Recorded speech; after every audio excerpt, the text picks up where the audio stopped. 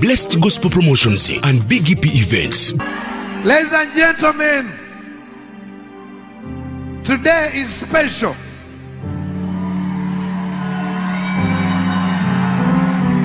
Apostle, our father Alex Mitala is in the house.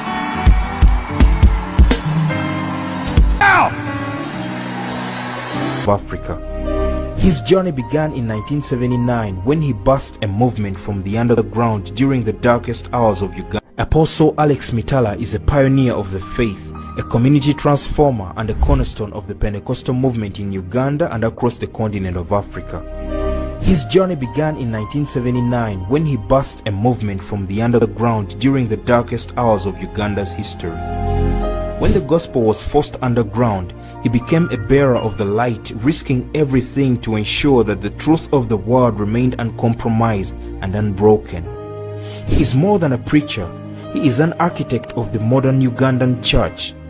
As the founder of the Back to the Bible Truth Mission, he has spent over 4 decades planting seeds in barren ground, transforming villages through agriculture, empowering women of significance, and building schools that bridge the gap between spiritual wisdom and practical excellence. For 9 years, he stood at the helm of the National Fellowship of Born-Again Pentecostal Churches, steering the collective heart of the nation's believers as their general overseer. Today, he stands as a revival elder, a voice that has permeated borders and echoed through decades, carrying the weight of history and the fresh fire of the Holy Spirit. Apostle Alex Mitala has not only witnessed the evolution of our faith, he has led the charge. A pioneer of the Glovimo movement, a champion for the next generation, and a servant leader whose life is a testament to the power of a Back to the Bible truth. He is a gift to the global body, an apostolic voice to this nation, and a father in this house. He comes to us today carrying the wisdom of a statesman and the fire of a prophet, sounding a clear voice in this season that it is time for God's people to rise. And up and welcome Apostle Alex Mitala.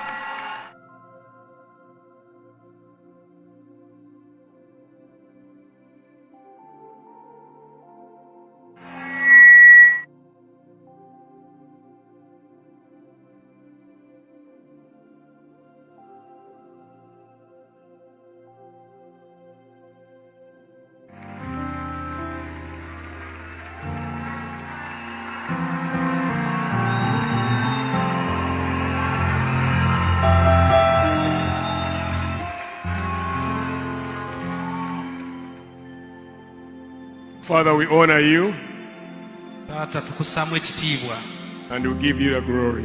N'ekitiibwa kyonna ettendo tulikuddiza. Because of you, we are what we are. Olulwo tuli kye tuli. Because of your grace, we are doing what we are doing. Olw'ekisa kye ekingi tukola bye tukola. I thank you for everybody who is here. Kwebaza ku lwa buli yali wano. Thank you for this work here. Ne ku lw'omulimu guno. Thank you for the gospel ministers in this place. Weebale ku lw'abaweereza b'enjiri mu kifo kino. I thank you for my brother, your son, Bugembe, and the entire pastoral team here. Era nkwebaza ku lw'omuweereza wo n'abasumba bonna mu kifo kino. I want to thank you for all these wonderful men and women you have called into the ministry. N'abantu abasajja n'abakazi bano b'oyise mu buweereza. Thank you for everybody born again now. Tukwebaza ku lwa buli eyalokoka kati. I want to thank you for the backsliders who have come to attend this meeting. Ne tukwebaza ne ku lw'abo abaaseeseetuka naye nga bazze leero. Because you have brought them. Kubanga gwe abawaludde n'obaleeta. I want to thank you for everybody. Kwebaza ku lwa buli ssekinnoomu. In Jesus' name. Mu linnya lya Yesu. And everybody say, Fenna ne tugamba nti Amen. Amiina. You may be seated. Sobola otuulako. I was 19 years when Jesus found me. Mutume yalina emyaka 19 Yesu we yamusinkanira. 19 and a half. 19 n'ekitundu. When Jesus found me. Yesu we yamusinkanira. I'm now 74. We twogerera alina emyaka 74. And I'm very thankful to God. Amen. I married a woman from Makerere Full Gospel Church. Mutume yawasa omukazi okuva Makerere Full Gospel Church. Pasalina Catherine, if you want, is my wife. Catherine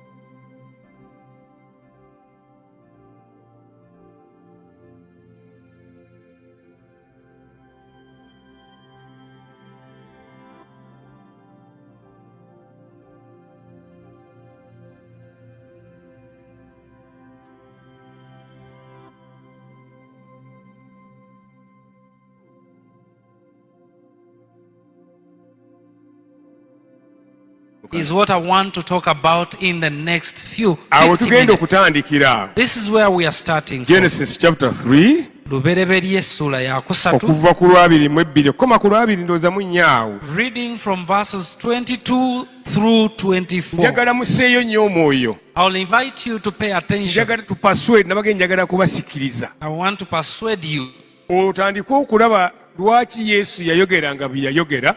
to start seeing why Jesus said whatever he Ate said, naawe kikuyambe okulembera ku kigambo ky'omanyi gye kiva. such that you will also insist on the word which you know its origin. Nkujjukiza.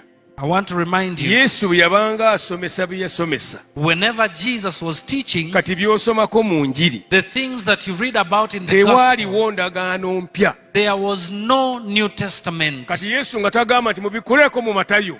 Jesus would never say, open the book of Matthew. Ekyo tekyaliyo. There was no gospel according to Nga Matthew. tasobola kugamba bantu. He would never tell people Kati bino bye ngenda okwogera biri mu ebikolwa by'abatume. that these things are coming from the book of the Acts of the Apostles. Ekyawandiikibwa tekyaliwo. That book was not there. Nga tayinza kugamba tugendeko mu Yakobo. He could not say, let us open James. Ekitabo tekyaliwo. That book was not there. The epistle was not Kiki there. ekyaliwo? What was there? Waaliwo ndagaano nkadde. There was the Old Testament. Kati omuntu nga bw'aba asomesa, So whenever anybody would abantu teach, nga bafuba nnyo okutegeera kyagamba okusinziira ku byawandiikibwa. people had interest to know what he was talking about basing on scripture. Ab'e Bereya baali balungi okusinga The abaawa. Berean Christians were better, the Bible says, Singa than- abaawa bapasita.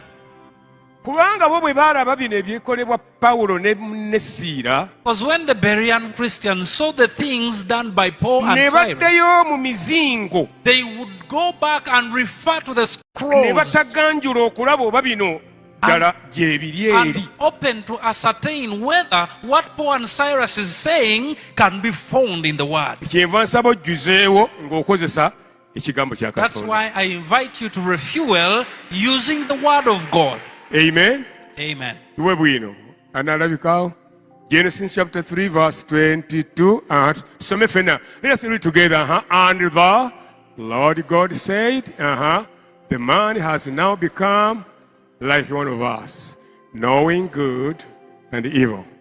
He must not be allowed to reach out his hand and take also from the tree of life and eat and live forevermore. Mukama Katonda n'ayogera nti laba omuntu afuuse ng'omu ku ffe okumanyanga obulungi n'obubi.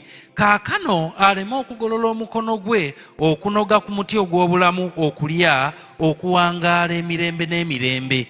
Go ahead. So, the Lord God, iso mu Luzungu, somanyi baba. So, the Lord, from the Garden of Eden, to work the ground from which he had been taken. Get a mass. After he drove man out, he placed on the east side of the Garden of Eden and back and forth to guard the way to the tree of life. Adam lay with his and she became 24. akikireko ekyo ebyaddamu okuzaala abaana sibyagala. Mukama Katonda kyeyava amujja mu lusuku Adeni alimenga ettaka mwe yaggyibwa, bw'atyo n'agoba omuntu n'azzaamu ebuvanjuba mu lusuku Adeni bakerubi era n'ekitala ekimyansa ekikyukakyuka okukuumanga ekkubo ery'omuti ogw'obulamu. Bassebo ne bannyabo, Ladies and gentlemen, Adamu nga tannaba kugwa before Adam fell, yalina kijaana. Mumpulirize bulungi I nnyo. want you to follow me. Before the fall of Adam, Nga Adamu tannagwa, Adamu yalina obuyinza bungi, he was so full of authority. yalina amagezi He mayitirivu, was so wise. yayogeranga ne Katonda. He would speak to God. Adamu yali bwereere naye nga tamanyi nti ali bwereere. Adam was naked, but he didn't realize. Ekyo kyamaanyi. That was a secret, and that was powerful. Sigambye secret, ngambye kyamaanyi. That was powerful. Okuba ng'oli bwereere, For you to be naked, naye nga tomanyi ng'oli bwereere, but you do not know that you're naked. ekyo kyokka ky'amaanyi. That alone is powerful. Imagine. Teweetaaga ngoye, You don't need clothing. kikyo ky'amaanyi. You don't need anything. That is so powerful. Teyali mulwadde, He would never fall sick. talwala, He never falls sick. n'ekigambo kufa nga tekimanyiddwa. And death was not known. Tewali kiraga nti yalyanga ennyama, There was nothing to show that he would feed on meat. He yalyanga bibala, alinga nze yalyanga bibala. was a vegetarian, perhaps would eat fruits. Sumba Bugembe yajja mu ofiisi yange ngalowooza waliyo emmere bibala, Pastor siwaliyo mmere thought he would nsole. find food in my office. He only found fruits.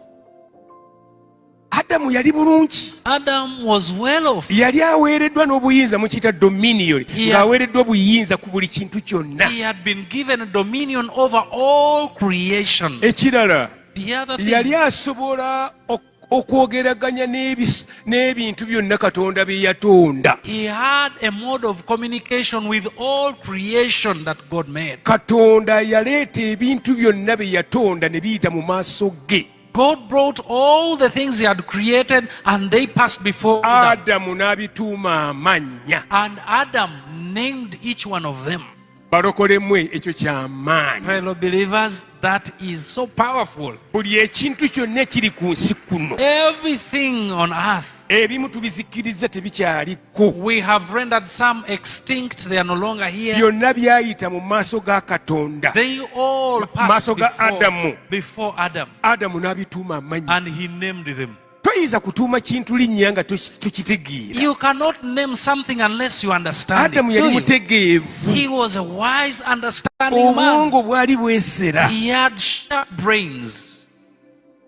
Naye bwe yagwa, But when he fell, Pawulo mu kubikkulirwa okungi ennyo yawandiika in bw'ati. Paul's great revelation, he writes that. Yagamba nti ku lw'omuntu omu He said, for one man, ekibi kyajja mu nsi, for one man's sake, sin came in the world. okufa ne kubona ku bantu bonna, And life took over all humanity kubanga bonna baayonoona. because they all sinned through They him. fall short of God's glory. Bonna ne bava mu kitiibwa kya Katonda. Njagala okole bw'oti. Like for you to measure up with your hand. Kati bwe ŋŋamba they fall short of ngokka. They fall short of God's glory. Kale ne batatuuka na kitiibwa kya Katonda. Ekyo ky'amaanyi. That is powerful. Okuva ku standard eno n'odda wano. For you to backslide, to fall from glory. Ekyo temukiyita kitono. That is not something small. Kakati mumpulire mwe bapasita. Now listen to me, pastors. Awasooka we musinze okuteeka amaanyi. The first verse, you paid attention to it. Mwenna bapasita batume bannabbi abali wano. All of you pastors, apostles, teachers here And present. God gave us dominion. Bw'atyo Mukama n'atuwa obuyinza. Read. Soma. You read. Soma. In Genesis chapter 2. Lubereberye essula ya And kubiri. God gave dominion to us. Katonda n'atukwasa obuyinza. Kituufu. That is very true. Naye oli mu past tense. But you are reading the verse in past tense. He gave you dominion. Yakuwa obuyinza After kituufu. some time, Bwe waayita akaseera, you fall short of God's glory. wagwa n'ova mu kitiibwa kya And Katonda. things change. Ebintu ne bikyuka. Bwe byakyuka, When things changed, n'ensolosozi kati Eh. ogidduka. even a black ant is a threat to you. Bwe byamala okukyuka, When things changed, n'akaloolo, I don't know how they go in English, n'akaloolo kakugaana okwebaka. Come on, tell us. Do we have some guys from? Drosophilus. Do you believe him? Where is your pastor? It's not my fault. Praise the Lord. Bikyali ffenna. Ebintu bwe byamala okukyukamu, when things changed, n'akaloolo kakulemesa okwebaka. even that kalolo can make you go sleepless. You're right. Ebintu bwe byakyukamu, When things turned around, mutabani enjiri gitwale. I want you to follow very well. Suka kuba ndu bakulabe. Oyo mutabani wange. And that is Apostle's son. Yeah. Over there. Wakuzanyirako oyo. Kikulu nnyo okunnyonnyola dominion. It is very critical for you to explain what Naye dominion ate means. kikulu nnyo okunnyonnyoka n'onnyonnyola nti waaliwo ekyabaawo. But it's very cardinal that you also understand so you can explain that something happened. Toyinza kuŋŋamba You cannot tell me nti omuntu convince gwe baawa me dominion that the person that was given dominion nga gw'ofuga ensolosozi to rule over black nga ants, gw'ofuga obwo bwe njogedde buki obuloolo for you to have dominion over even nga the gw'ofuga tiniest ebiku. insects. You rule over bedbugs. Kati ebiku nga bikugoba mu But nnyumba imagine now you run out of the house n'oŋŋamba nti because olina of dominion. bedbugs. Do you still have dominion? Something went wrong. Waliwo ekyasoba. That's what the word of God is saying. Ekyo ekigambo kya Katonda kyekigamba. Akati mwe bapasita So now, pastors, toyimba buyimbi kiri kye dominion it is not only enough to sing about olw'okubanga dominion, Abamerika bwe boogera because that is what the n'Abebungereza Americans bwe say. boogera. That is what the English say. Go back to the word of God. Ddayo osime ekigambo kya Katonda. Ng'ojja okusomesa abantu obulungi. That way is the only way you will teach properly the people of God. Adamu bwe yagwa When Adam fell, ne mu lusuku yagobwamu. he was chased from the Garden of Eden. Yes, yagobwamu. He was chased. Ekyo kyabaawo ddi When did that happen? ng'amaze okugwa After he fell, yagobwa mu lusuku. he was chased. Baamugobera wa? Where did he go? Outside of Eden. Baamugobera bweru wa Edeni. Kandeete na kino kiwulire mu kigambo kya I Katonda. want you to listen to this. It's also the word of Bwe baba God. bakugobye mu lusuku After being chased from the gye garden, baakuweera obuyinza dominion where you were given dominion ne from, bakugoba ebweru w'olusuku and you were chased outside, oba tokyali mu lusuku you are no longer in the garden. n'obuyinza buba bufunye ekizibu. Even dominion has been challenged. Out of Eden. Bakugobye ofulumye Edeni. Bwe bamugoba mu lusuku When he was chased, baamugobera ddala. he was chased for good. Katonda n'akola atya? And what did God do? Katonda n'agamba, And God said, twabisomye edda wali, we read together, remember? n'agamba nti ono omuntu ono agudde He said that this fallen man naye here, yagenza alina k'ayizeeyo. he has learned something. Kati ayize obulungi n'obubi, He has understood. He knows the difference between good and ali bad. mu kizibu ky'amaanyi. He is in great danger. Ate omuntu ono akimanyi And he understands nti mu lusuku muno Adeni that in this garden of mulimu Eden, omuti omulala there is another tree oguyitibwa omuti ogw'obulamu. called the tree of life. Ono omuntu ono This man here, ajja kugolola omukono he will reach out his hand agenda alye ku muti ogw'obulamu and eat of the tree of life. agenda abe awone, And when that happens, he will be kubanga cured. omuti ogw'obulamu guwonya buwonye. Because the tree of life only gives life. Tumusalire amagezi. We have to do something. Goba goba goba goba. Chase him, let him go. Adamu n'agobwa mu lusuku And that is how Adam was ne chased from the mukazi garden, we Kaawa Eva together with his wife Eve. ne batambula. Njagala okuba ekifaananyi ng'obalaba I bagenda. want you to imagine them getting out of Eden. Naye bagenda batya? But where are they and how are they going? Bagenda bwe bati. This is how they left. Katonda abagamba nti Adamu jangu wano. The Lord tells them, Adam, come here. Ekituufu kiri nti ngenda kubagoba mu lusuku. The truth is, I am chasing you. Ekyo kyo sijja kubalimba. I have sacked you. You have to go. Temukyakwalifayinga kubeera mu lusuku. You no longer qualify for Eden. Wabula mujje wano. But I want you to listen. Come. Bible says Bible yegamba. Katonda n'akola ebyambalo by'amaliba. And God made clothing from hides or skins. Kakati skins yaziggyawa. Amaliba ye Katonda. How did he get them? Buuliza mulirwanaawo nti amaliba yagajja. Where did God get the skins from? Asiki abayimbi mwayimbye nnyo kati mubuuze mulirwanaawo amaliba yagajjawo. Where did God get the skins from? Amaliba bagajja ku nsolo. Skins are gotten from animals. I'm interesting you in I said I'm the going to Bible. persuade you to love the Bible. Ngenda baleetera okwagala Bayibuli. Katonda alabika asse ensolo, That means God must have killed an animal. yatta ensolo, He killed an animal. yamanyi erinnya lyayo, He knows the name of the animal. n'aggyako amaliba. Got skins from it for them. Ngambira muno nti ako nkategedde.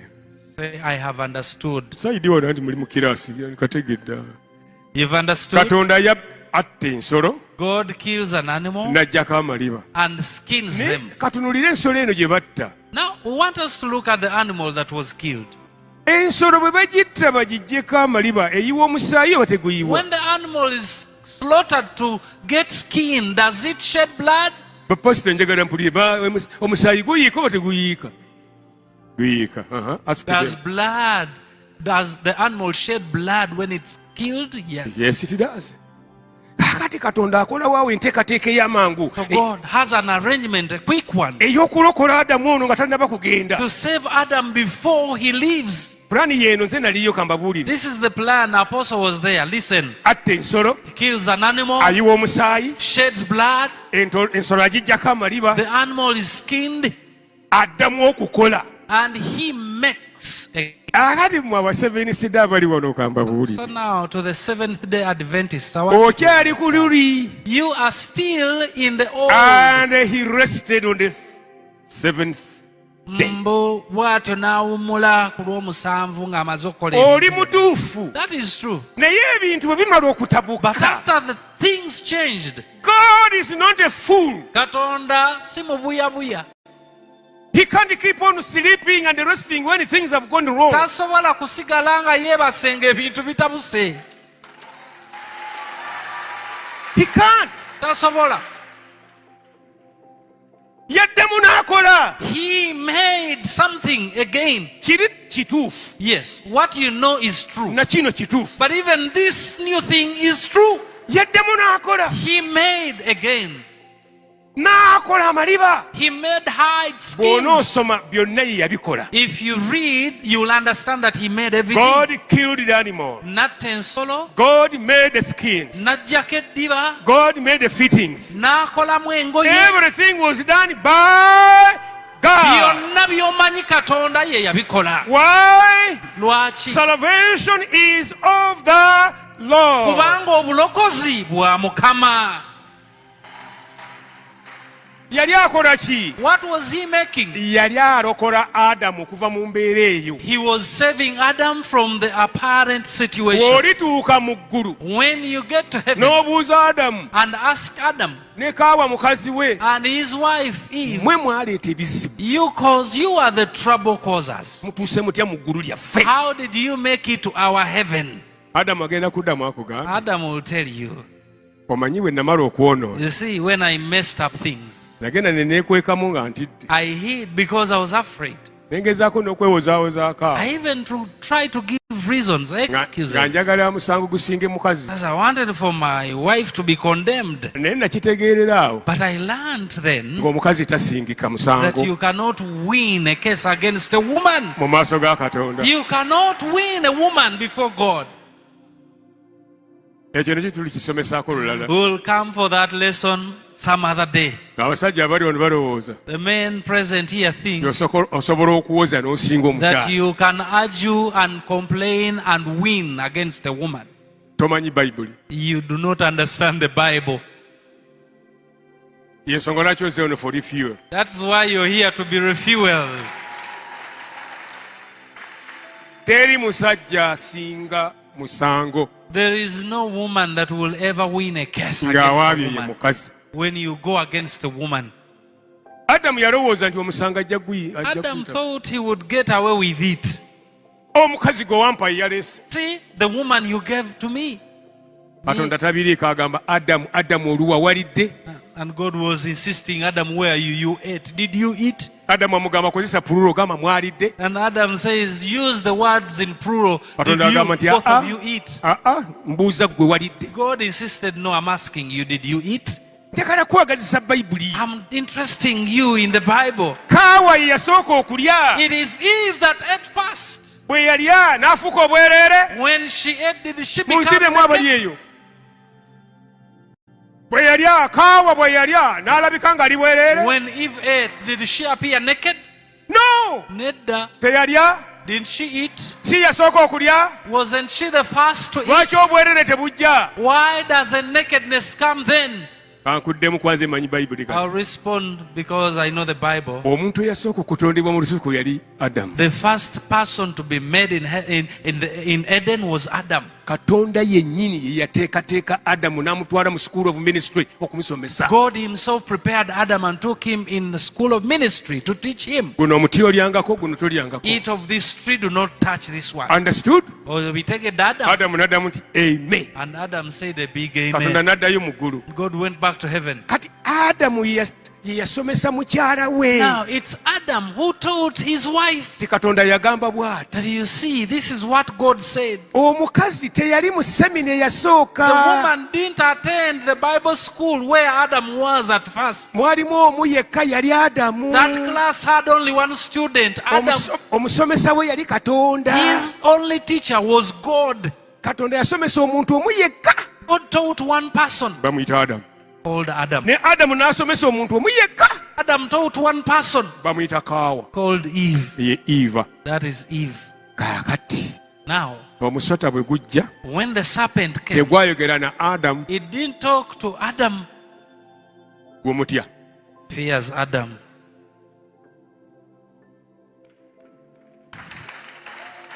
omusota gwayogera na kaawa The serpent spoke to Eve. soft Omwangu awuliriza. purobulemu ejjira Where the problem comes we wano is here. kaawa amala okulya ekibala After Eve had eaten of the fruit, akireetera bba bwe baali mu lusuku carries it back to her husband with whom they were in the azze garden. n'enjiri ng'eyaka She has come with an exciting message agamba naye basajja mulimba saying, you men, you confuse us every day. You're liars. basajja mulimba Men, all men are liars. wansomesa wano mbu You told me bwe tulira ku kibala kino tugenda kufa that the day we will eat of this fruit, we will die. nze ndidde ebi I have eaten 3. Am I dead? kati nfudde Did I die?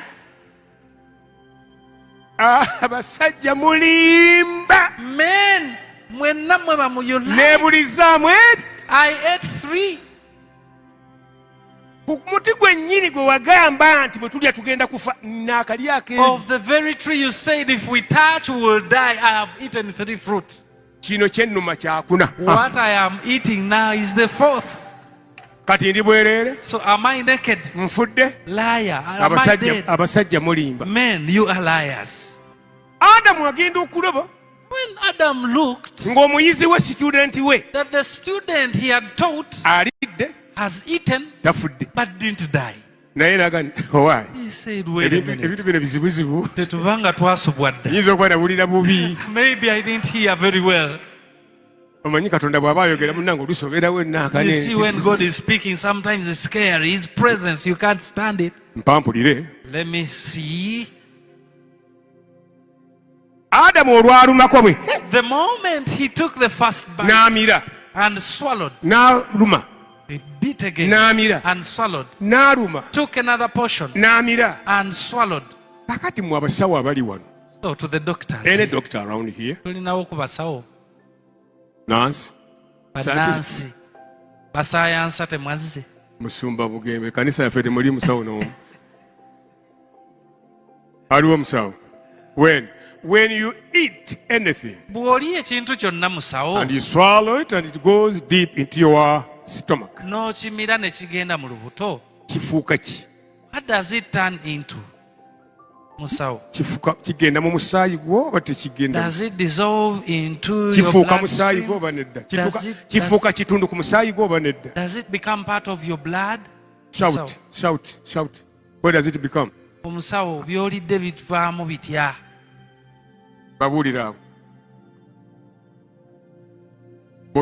bw'okidigestinga ne kikola ki kikola musaayi oba nedda After digestion, what Kigenda mu happens musaayi. to the food? kikola ki musaayi guvaawa Where does blood come from? Abasoma science kati mbalina science. Ne sente mulya nyingi basomesa ba science. Bamusinga okufuna omusaala omunene. Omusaayi guvaawa mu. Where do we get blood from? Ebintu by'olya bifuuka ki? The things that you eat, what do they turn into? Kambabuulire. Ebintu by'olya, the things that you eat, mpola mpola bikola omusaayi. They slowly make blood, contribute to your blood. Munfune. I want you to follow. Ekibala.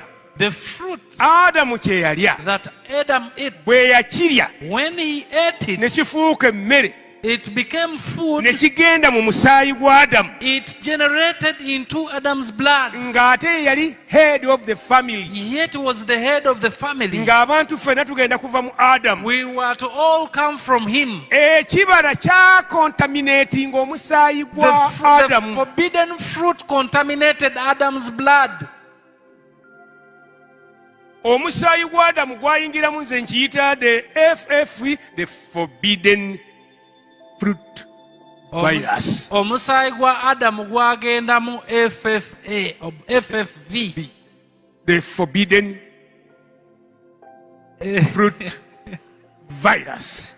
akawuka akava mu kulya ekibala ekyaganibwa. Era olwalya bw'ati n'amira. The moment he ate and swallowed, okufa ne kuyingira. Death entered. Omukyala bwe yalya, when the woman ate, okufa tekwayingira. There was no death. Abasajja Bayibuli ebalagira okukwatanga abakazi bano n'amagezi mangi. Men, the Bible invites you to handle your wives with a lot of wisdom. Si bw'ayogera? Isn't that the Bible? Mubeerenga nabo Be with your wives. Lindako. Mubeerenga nabo mu magezi mangi. Live with your wives in great wisdom. Lwaki? Why? Bw'alya, when she eats, tafa. For her she will not die. Bwe bw'olya, when you eat, ng'ofa. You will die. Fanga kujja.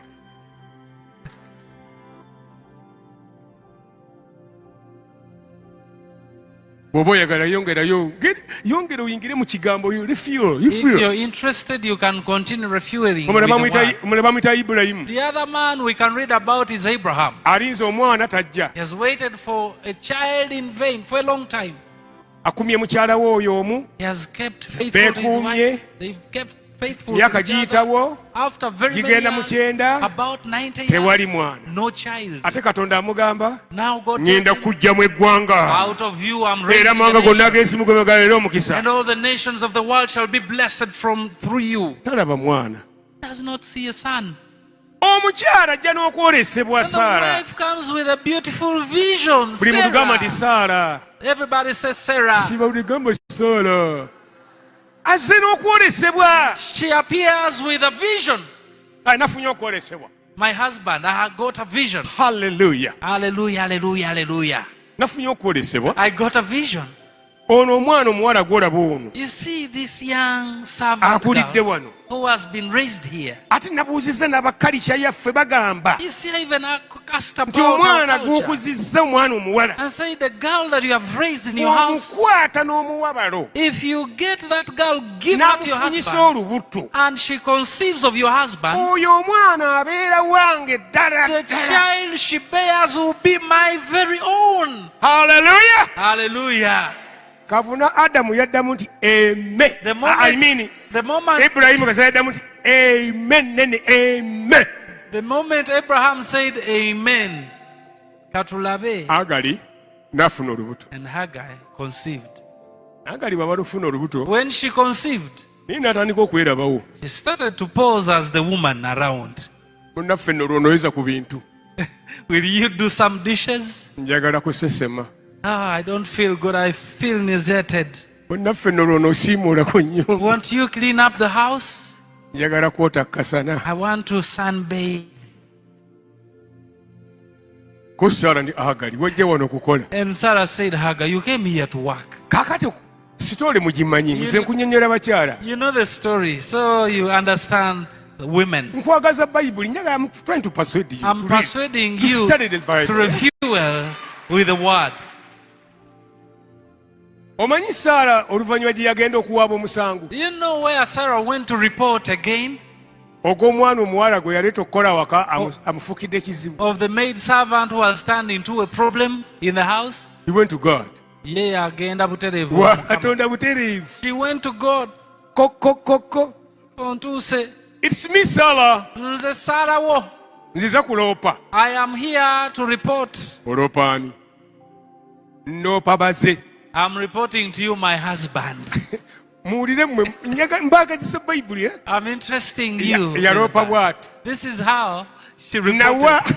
Nawa omukozi wange baze. I gave my husband my maid servant. Bwe yamala okumfunyisa olubuto. After making her conceive. Kakati tandabawo n'omwana tebandabawo. No, they don't take anything from me. Mubimpimpi ani yasinga omusango ogwo? So, who Wano waliwo won? lawyer. Any lawyer around here? Who won this case? Ani yasinga ogwo? Saara. It is Sarah. Again. Katonda yagamba nti Ibulayimu jangu wano. And God summoned Abraham. Kolera ddala nga Saara bw'agambye. Do exactly what Sarah Goba has goba told goba you goba to do. omusaana n'omwana we Chase bagende. Hagar and his son and her son. Ngambira ku ntozanyira abakazi tozanyira ku bakazi Tell your abo. neighbor, don't joke around with women. Mugambe yiga Bayibuli. Learn the Bible. Kavuna kuwuza tujja gende wa pastor. The moment you say we'll go to the pastor, Tujja genda. we shall go to the pastor. Musumba yajja kusalawo. The pastor will decide for us. You are wasting your time. Obudde oyonoona bwa bwereere. Bw'onootuukayo When you reach there n'olowooza nti oli mutuufu nnyo and think you're very correct, ng'otandika. you will start. Wamma musumba. See, pastor, Oyo Saara yennyini yabitandika. Sarah is the Ye yabireeta initiator. oyo. Initiated. Olowooza ogenda kusinga. You think you will win. Babuuza Saara. They will ask Sarah, Saara. Kituufu gwe watandika ebintu bino. is it true that you started this? Musumba nze nali njogerako bwogezi ng'omuntu bw'ayogera. Pastor, I didn't mean anything. I was just saying. Ng'amaze. And she will win. Ng'akumaze. You'll be done. You'll be finished. Bw'omwesimbako ennyombo gyewe n'ennyiririza Bayibuli okulaga nti gwe mutwe If you bring up scripture to show that you're the head, ng'akaaba. she will start to cry. Ng'akaaba. She will cry.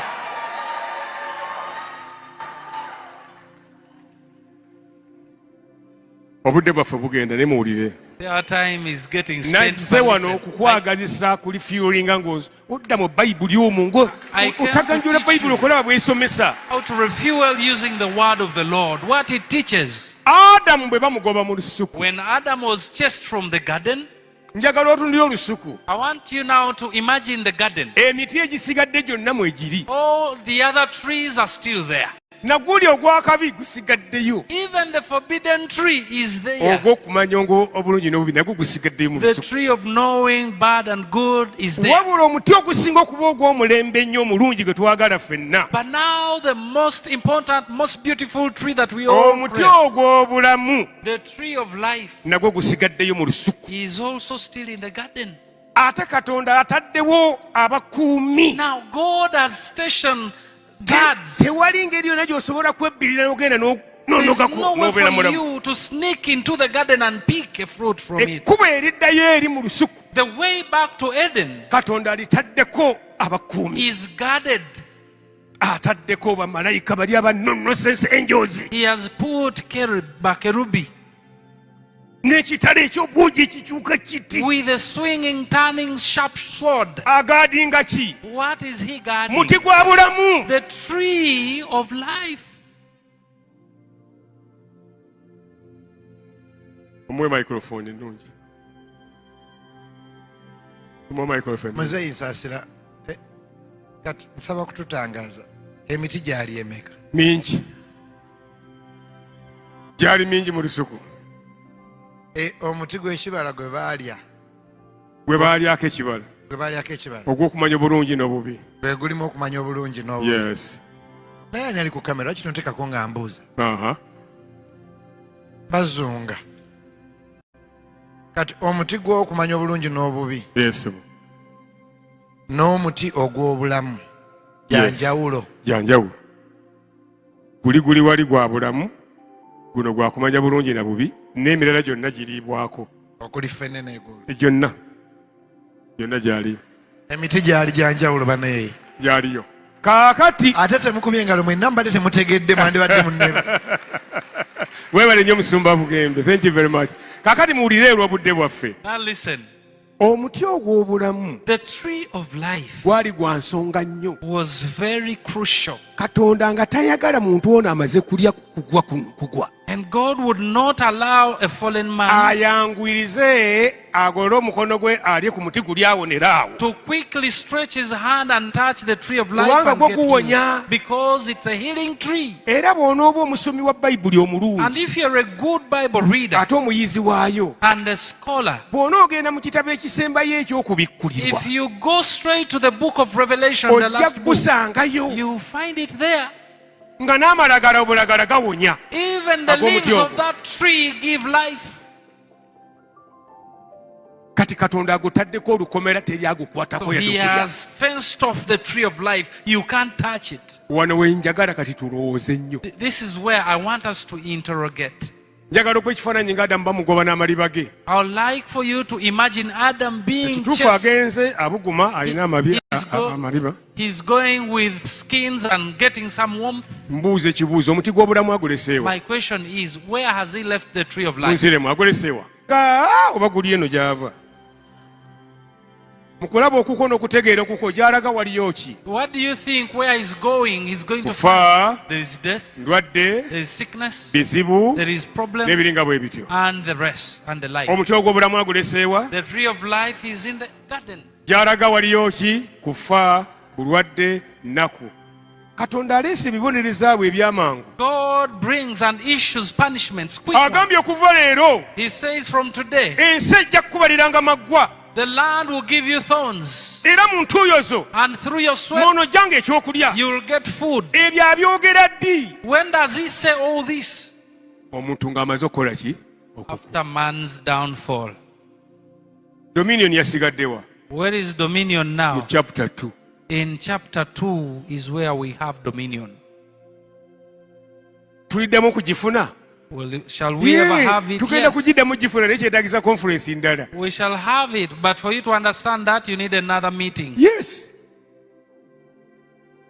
Naye kati olaba Adamu agenda nga ne bw'oyogera ku dominion abula okusesema. But now you see Adam going, and as you talk about dominion, he doesn't want to hear. Kati atambula n'okumagamaga. He's going and wandering around. Buli kawuka akatya. He's scared of everything and anything. N'ebisolo tebikyamugondera. Even the animals no longer obey him. Empologoma ebuluguma. The lions are now rolling at him.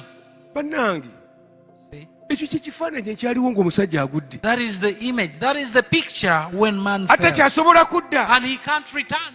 Ekirala, The other thing, Adamu ne mukazi we Adam and his wife, eri gye baabagobera where they went to, be bantu bokka abaaliyo they were the only people nga living balina there ekifaananyi ekya utopiya, ekifaananyi ekirungi, who had a beautiful image. ate nga bazze ne mu kino ekifaananyi ekifu. And now they are taking up the evil, the bad one, the bad image. Mwali mulabye ku muntu abadde e London okumalayo emyaka emingi, Have you ever seen a person that has stayed in the UK for a long time, ne bamutikka ne bamuzza e Uganda? deported to Uganda? Bw'oba oli wano ng'ompuliriza, If you're here and you're listening to me, weetaaga essaala zaffe, you need our prayers, kubanga kintu kizibu. because it's something very tough, very Kintu difficult. ekyo kizibu. It is so bad. Era mbasaba abooluganda abantu abo temubasekereranga. And I want to invite you, brethren, never laugh at those people. Beetaaga kwagalibwa. They need to be loved. Kintu kizibu. It is very difficult, Kubanga oba n'ekifaananyi kiri, because you have the other utopia ate kino image, ekyaffe ekya bodaboda eziyita and buli now wantu. hours of potholes and border borders in every corner. Ekintu ekyo kimenya. It is very burdening. Waliwo abaana bentera okutwala mu Amerika eyo, Let's take people to the, ne to bamalayo the omwaka US. ne bakomawo wano. After 1 year, they return. Naye bwe bakomawo wano, But when they return ne badda wano ewaffe mu kibwa wano e and Nassau, they get back to our Chibwa, yadde mbateeka waggulu mu kalina, even if I put them up in naye the basanga floors, obuzibu emyezi gino they egisooka. find challenges in the first months of their return. Uncle, Uncle, no, Uncle. n'akazungu kaba kakyuka. owulira uncle, Uncle, Are we going to drink this water? tugenda kunywa kyogamba gana amazzi Bwe tumuyita water, water. bw'aba afuuse war Kintu bakikwesioninga. they question everything. Are we safe? Tuli safe kyogamba. Tuli safe. Here we are. Obulamu buba buzibu. Life is very difficult for them. Njagala mukube ekifaananyi ekyo nga Adamu agenda n'embeera eyo. I want you to imagine Adam leaving Eden with Ate ng'omuti that ogw'obulamu condition, agulese eno. leaving the tree of life behind. Obimpimpi olwa time, In summary, Adamu gye yagenda, where Adam went, ffenna gye baatuzaalira. that is where we were all born. Outside of Eden. Twazaalibwa bweru wa Edeni. Tewaliyo muntu yenna yazaalibwa mu Eden. There is no person living or dead that was born Kayini in ne Eden. Aberi babazaalira outside of Eden. Cain and Abel were born outside Eden. Ffenna bweru eno. All of us.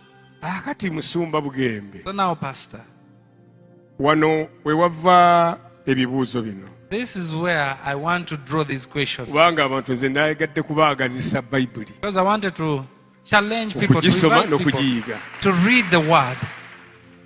Kayini ne Abel. Cain and Abel. Kayini yali mulimi wa ttaka. Cain was a gardener. Abel n'abeera mulunzi. Abel nga mulunzi. Ne batandika discussion wakati awo eri theological. And they started a theological discussion between them. Baagala okuzzaawo enkolagana yaabwe ne Katonda. They wanted to restore their relationship with God. Tebabeerangako mu Eden. They have never lived in Eden, naye bawulidde ekimala. but they've had enough. Taata yabanyumiza bulungi bwayo. Their father told them about the beauty of Eden. bwabanga bwe buti nga tumaze okulya. We would eat at such and such a walyanga time. ekibala eki You- ngamba ku miti giri emirala. And you're good. ng'owulira mulenaaga. You'd eat one fruit and you're full. waliwo ekikoola There is a leaf kye twalyanga naye nga bw'okimira weera. that we would eat, and the moment you swallowed it, you'd feel refreshed. Abaana ne bagamba nti These bannange children said, "Oh my God, utopiya nga I twafiirwa. missed Utopia. naye nammwe omululu gwabayitira lwaki mwatuleetera ebizibu. Why were you so gluttonous? See now what you caused." ng'ekintu kyokka kye balagako And the only thing they would show yeddiba Katonda lye yabakolera. was the skin that God had made. nakyo for them. kankibabuulire. Let me tell it. eno to you. gye baagenda Where they went, nga teriyo alina ddiba nga lino. there was none with a skin like theirs. naye nga tesi kyakwewaana nakyo. But it wasn't something to be proud of. kubanga oledde wagobwadde oli eri. Because you failed, you're already out. nga ne bw'ogenda ng'olaga. Even if you went around showing, kambalage eddiba lino lye mulaba. you see this skinny. Katonda mwennyini It is the hand of God that made it. ye yalikola lino. God made it with his own hand. fitting ze mulaba zino. You see the fittings we have. n'ennyammwe ono ne jjajjammwe ono. Even this, your Katonda mother and yennyini grandmother. yabikola. God himself made it. tebiina gwe bitikanga It nga bakugoba mu doesn't lusuku. scare anyone. You were sacked. You were deported.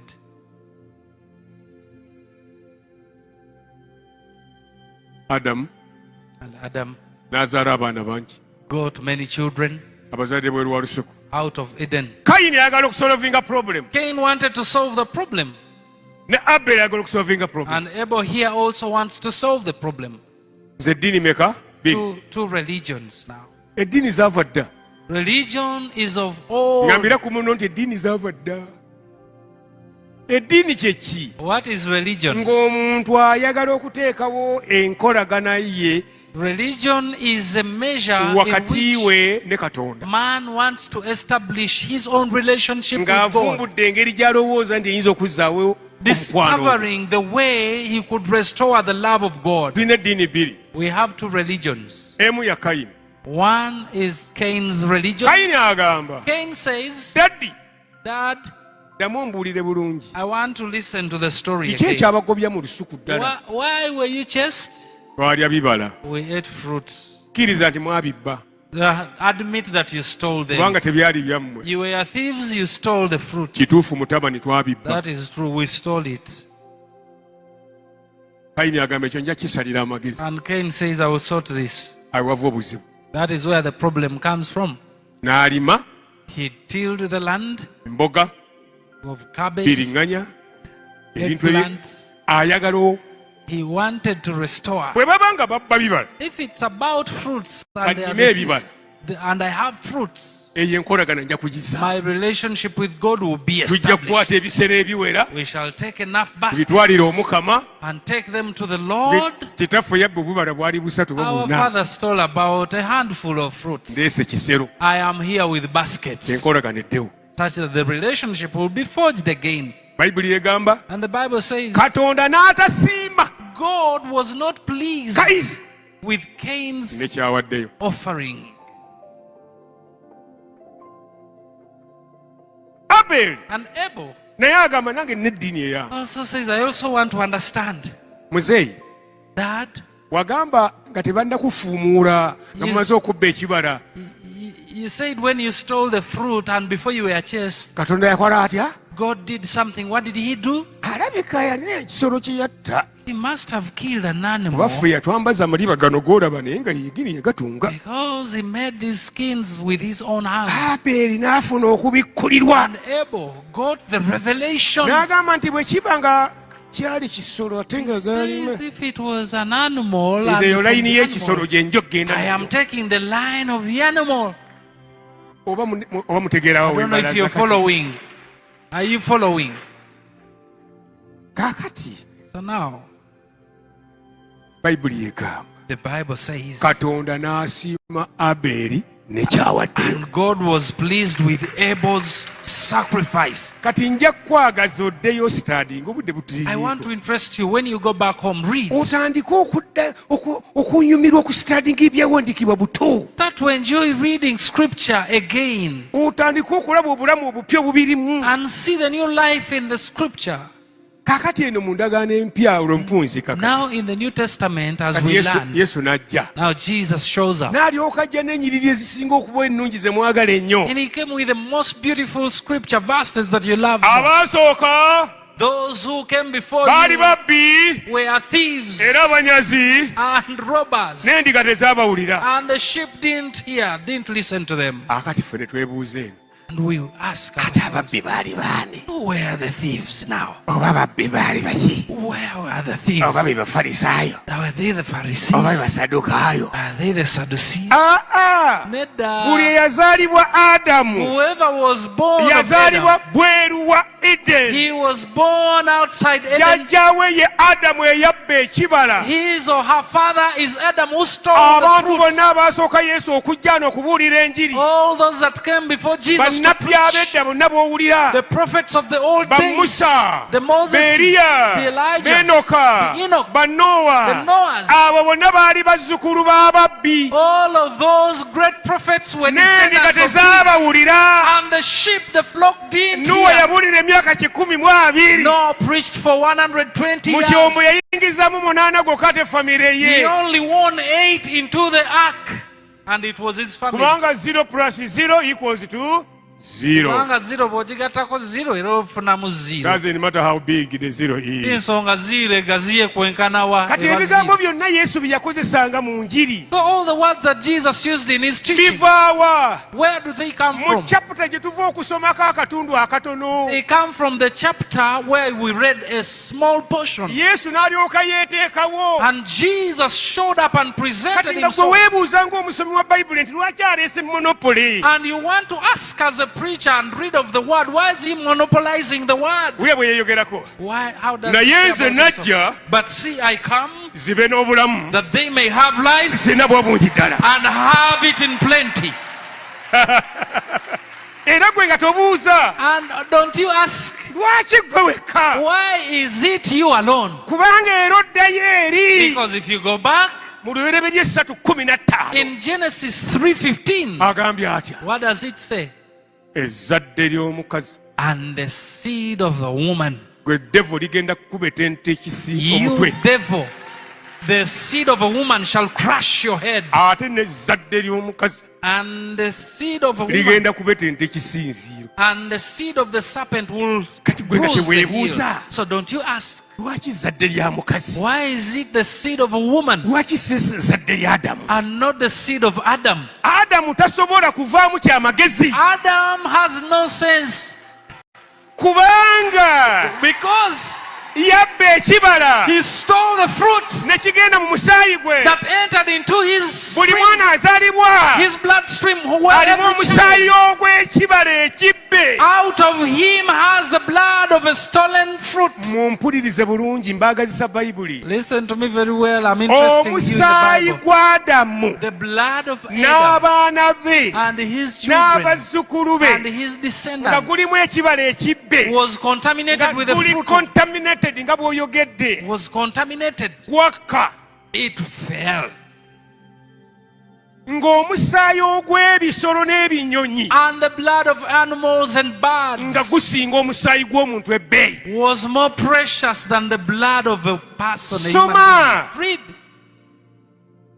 Katonda yagaana saddaaka yonna nga ya muntu, God refused any sacrifice of a person, a human a being. human life. Lwaki? Why? Mulimu ekibala ekibbe, contaminated blood. There is a stolen fruit. The blood is contaminated. Yagaana omusaayi gw'omuntu, He refused human blood for a sacrifice nakkiriza omusaayi gw'akanyonyi kakamukuku, and accepted the blood of a dove, nakkiriza omusaayi gw'ejjiba, accepted the blood of a pigeon, nakkiriza omusaayi gw'endiga, accepted the blood of a sheep, n'agaana ogw'omuntu. but rejected the blood of a human being. Y'ensonga That is why Yesu wajja, when Jesus bannabbi came, balina okwogera the prophets must say nti Mukama Katonda yennyini that the Lord God kyaliva abawo akabonero, will give you a sign, omuwala atamanyi musajja, a girl, a virgin girl, omuwala atamanyi musajja. a virgin woman, a virgin girl. Bw'oba osoma Bayibuli, If you read the Bible, eyo kyamaanyi nnyo. that is very powerful. Omuwala atamanyi A musajja, virgin,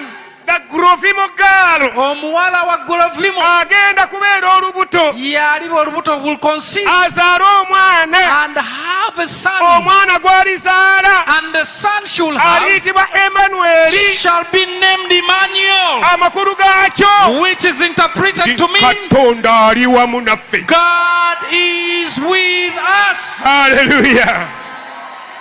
Kaakati wulira, Now listen, ezzadde ly'omukazi lye lizadde Yesu. the seed of a woman is the one that is giving us Jesus. Tewabeerangawo muntu mulala yenna mu nsi There has never been a man eyali azaaliddwa omukazi yekka nga tewali musajja, that was born by a woman alone without a man okuggyako Yesu.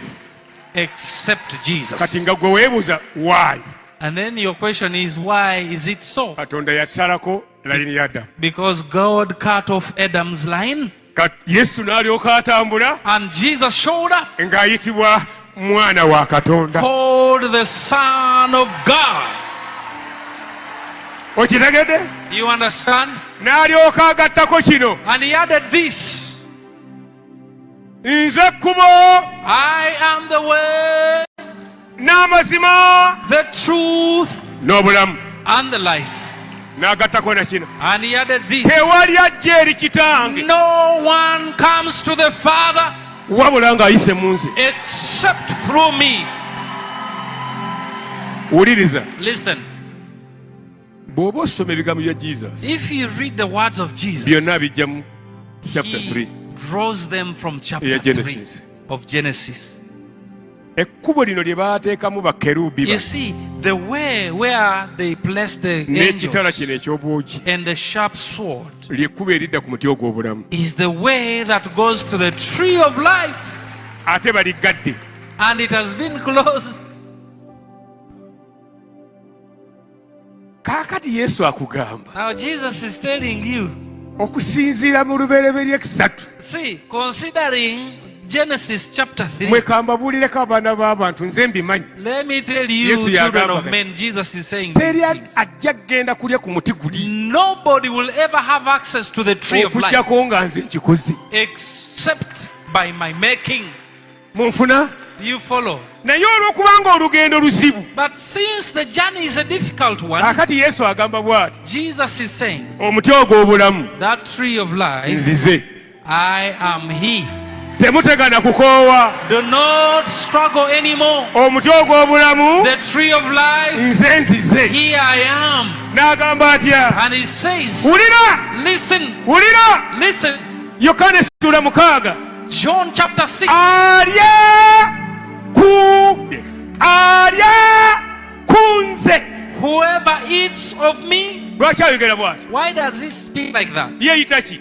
Why does he Akugamba nti omuti think ogw'obulamu he's saying the tree of life ogwasigala eri mu lusuku that remain in the garden kaakati guzze is now here.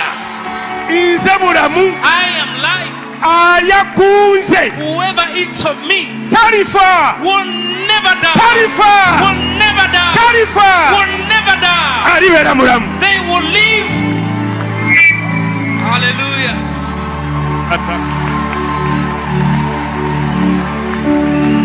Shiraba shitaka yaraba hushaka yaraba robo sheteka yaraba rari yaraba.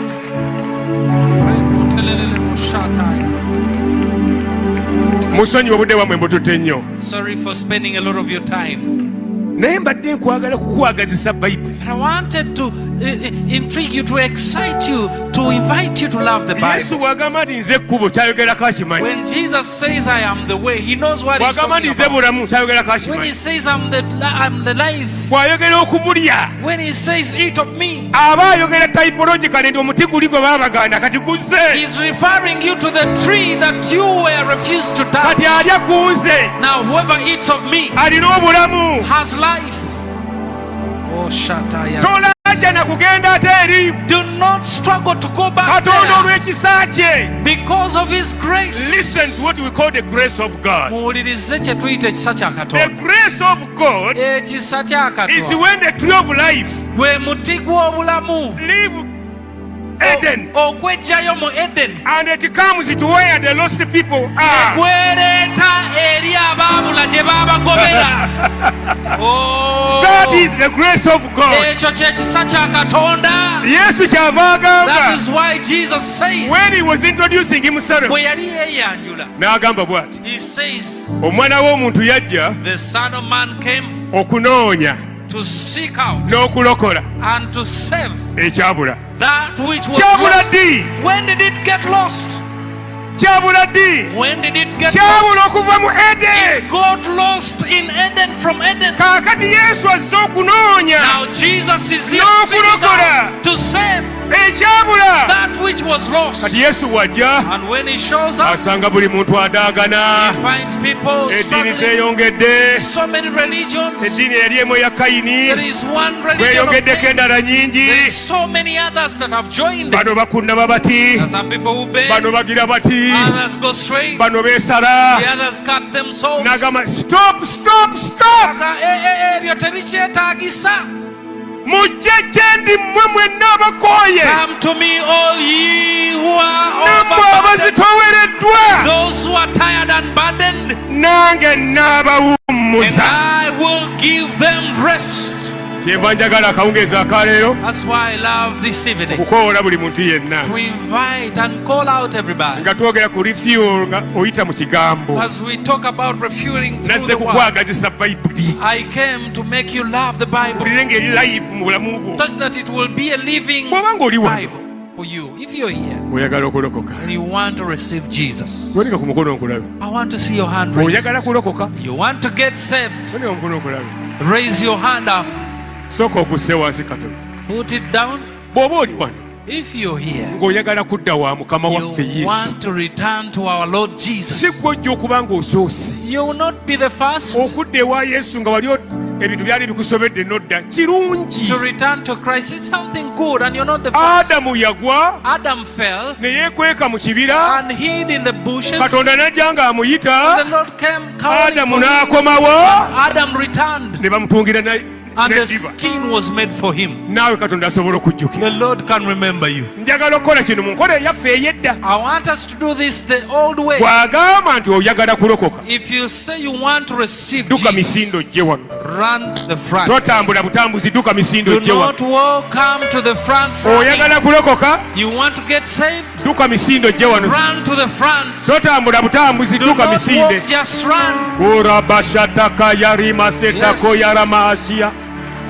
Rabashataka yaraba. Nsaba Musumba Bugembe jangu wano ku stage. Selekotala Oyagala kulokoka dduka misindo gye wano. If you want to get Obanga oyagala kudda wa Yesu. you want to return to Jesus, Nga byali bikutabuseeko. things have gone Naawe south. dduka misindo okomewo. Run to Jesus now. Kubanga ajja gyali tali mugobera bweru n'akatono. Because he will never chase whoever comes to Dduka you. misinde, dduka misinde. Run to the front here. Waliko omulokole. You were saved Ebintu once, bitatambula bulungi mu and bulamu bwo. things went berserk. N'ogwa nga Adamu bwe yagwa. You fell like Adam. Dduka misinde okomewo. Run to the front and return Dduka to him. misinde okomewo. Return to him. Komawo. Return to Jesus. Komawo eka. Return home. Komawo. Return. Komawo eka. Return home. Bugembe guwayimba oluyimba olwo. Oh, Shataya. Komawo eka. Return home. Komawo eka. Return home. Kukowola nate. Return. Kukowola nate. I call you. Waliko omulokole. You were saved Ebintu once. bitabukatabuka. Things went berserk. Kaakati komawo. Now return. Komawo. Return. Adamu byamutabukako. Adam missed it, Nadda. but he returned. Nadda. He returned. Nadda. He returned. Ekirungi ku Adamu. There's something good about Adam. Mumpulire baganda bange ne banyiraza bano. Adamu bwe yakomawo. When Adam returned, Katonda ye yamutungira ekyambalo. God made for him a cloth. Katonda ye yatunga ekyambalo kya Adamu. God made the skin for Adam. Ye yatunga ekyambalo kya Eva. He made Eve's cloth. Era njagala owulire. And I want you to hear this. Adamu yakyambala nga bwe baakimuwa. Adam put it on the way it was made. Teyagamba nti kimpi. He didn't say it's short. Teyagamba nti kiwanvu. He didn't say it's too long. Nga bwe baakitula. Just the Mutayi way mu linnya erya it was Yesu. made. Shakataraba hushataka yaraba. Roshika yarama hasha. Walika emikono gy'omu bbanga. Lift those hands up. Ayi Mukama. Oh Lord. Ayi Mukama. Dear Lord. Damu ebigambo bino. Ayi Mukama. Ambai Mukama. Nkomyewo. I return to you. Nzize nga bwe ndi. I come just the way I am. Yogera nnyo nzize nga bwe ndi. I come just the way I am. Gwe yasaasira Adamu. You forgive Nange Adam. nsaasira. Forgive me. Ndi muzzukulu wa Adamu. I am Adam's Gwe grandson. muti ogw'obulamu. You are the tree of life. Gwe wajja. You came Mbe n'obulamu. that I may have life Mbe nabwo obungi ddala. and I have it in fullness. Nzize Mukama. I come, Lord. Nsonyiwe ebibi bya. Forgive my sin, Byonna. all of them. Ntukuza. Cleanse me. Naaza. Wash me N'omusaayi gwo. with your blood. Ayi Mukama. Oh Lord, Wandiika erinnya lyange write my name mu kitabo kye eky'obulamu. in your good book of life. Ate ompa amaanyi Give me the strength okutambula nga ndi mulokole to walk okuva olwaleero. the walk of a salvation. Ayi Mukama. Today, Lord, Nzigyako endwadde zonna take all the disease from me ezibadde zintawaanya that disturb me mu mubiri gwange, in my body, mu musaayi gwange, in my mu blood, magumba gange. in my Mu bones. endwadde All you sickness ezibadde zinkutte. that are clinging on to me, Jogera nnyo n'ebisiraani the curses, n'ebipali. omens, Munte! go, Munte! leave me, Munte! leave me, Mu linnya erya Yesu. in the name of Jesus. Ngambye munte! Mumute! Ta! Ta! Ta! Ta! Ta! Ta! Goba! Goba! Goba! Ta! Ta! Ta! Ta! Ta! Ta! Ta! Ta! Ta! Ta! Ta! Ta! Ta! Tobulamu bwange! Tobulamu bwange! Tobulamu bwange! Genda! Genda! Genda! Genda! In Jesus' name. Mu linnya erya Yesu. Mu linnya erya Yesu. Mu linnya erya Yesu. Mu linnya erya Yesu. Weebale kumawoka. Weebale kumawoka. Sheka yarabahosha.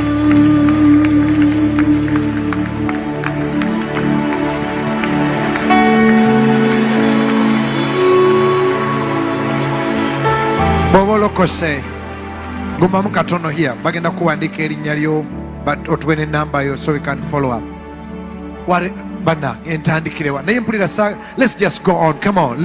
Can you just clap and shout hallelujah? Shout hallelujah!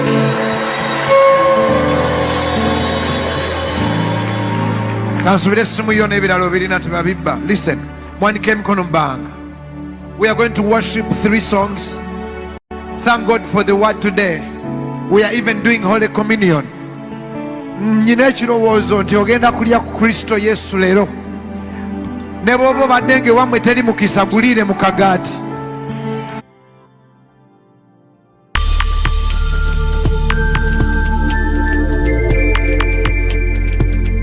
You are watching BGP TV, the Father's Heart.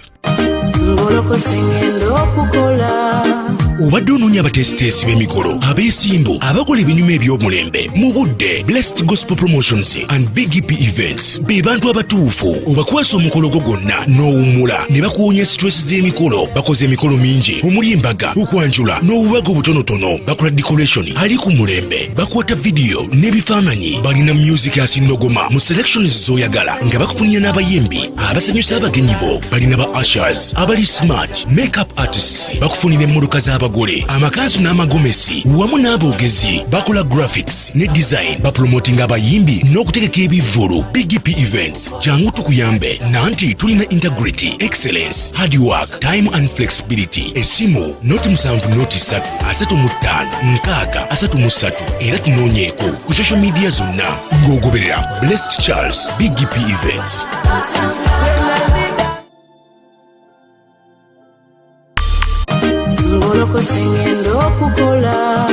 Obadde onoonya abateesiteesi b'emikolo, abeesimbu, abakola ebinyuma eby'omulembe mu budde. Blessed Gospel Promotions and BGP Events be bantu abatuufu obakwasa omukolo gwo gwonna n'owummula ne bakuwonya stress z'emikolo. Bakoze emikolo mingi omuli embaga, okwanjula n'obubaga obutonotono. Bakola decoration ali ku mulembe, bakwata video n'ebifaananyi. Balina music asindogoma mu selections z'oyagala nga bakufunira n'abayimbi abasanyusa abagenyi bo. Balina ba ushers abali smart, makeup artists, bakufunira emmotoka z'abagole, amakanzu n'amagomesi wamu n'aboogezi. Bakola graphics ne design, bapromotinga abayimbi n'okutegeka ebivvulu. BGP Events jangu tukuyambe nanti tulina integrity, excellence, hard work, time and flexibility. Esimu noti 7 noti 3 35 6 era tunoonyeeko ku social media zonna ng'ogoberera Blessed Charles BGP Events. Obadde onoonya abateesiteesi b'emikolo, abeesimbu, abakola ebinyuma eby'omulembe mu budde. Blessed Gospel Promotions and BGP Events be bantu abatuufu obakwasa omukolo gwo gwonna n'owummula ne bakuwonya stress z'emikolo. Bakoze emikolo mingi omuli embaga, okwanjula n'obubaga obutonotono. Bakola decoration ali ku mulembe, bakwata video n'ebifaananyi. Balina music asindogoma mu selections z'oyagala nga bakufunira n'abayimbi abasanyusa abagenyi bo. Balina ba ushers abali smart, makeup artists, bakufunira emmotoka z'abagole, amakanzu n'amagomesi wamu n'aboogezi. Bakola graphics ne design, bapromotinga abayimbi n'okutegeka ebivvulu. BGP Events jangu tukuyambe nanti tulina integrity, excellence, hard work, time and flexibility. Esimu noti 7 noti 3 35 6 era tunoonyeeko ku social media zonna ng'ogoberera Blessed Charles BGP Events. Blessed Gospel Promotions and BGP Events